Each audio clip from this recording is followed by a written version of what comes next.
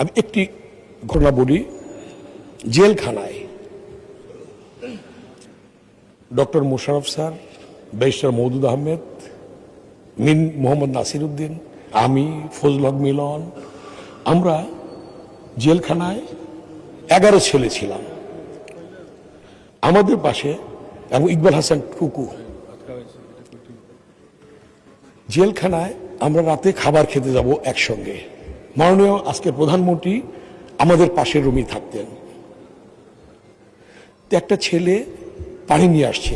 জেলখানায় জানেন আপনারা যে তাদেরকে যারা কাজ করে ফালতু বলা হয়, তাদেরকে সেবক, এখন সেবক হয়েছে, ওই সময় বলতো।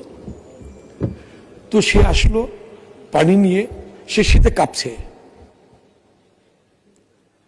আমাদের সামনেই সে কাঁপুনি দেখে আজকের মাননীয় প্রধানমন্ত্রী জনাব তারেক রহমান নিজের জ্যাকেটটা খুলে ওই ছেলেটার গায়ে পরিয়ে দিলেন।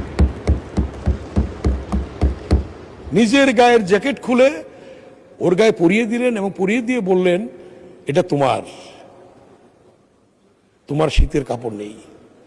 গরিবের প্রতি তার যে মমত্ববোধ এবং গরিবের জন্যে, দুঃখীর জন্যে, দুঃখীদের জন্যে, মানুষের জন্যে যেটা করেছেন।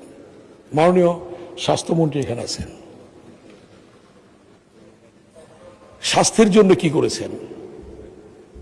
হার্ট অ্যাটাক হলে এটা গরিব মানুষ, এটা রিং পরাতে 1,10,000 টাকা লাগতো, এখন সেটাকে অর্ধেক করে 55,000 টাকায় নিয়ে এসেছেন।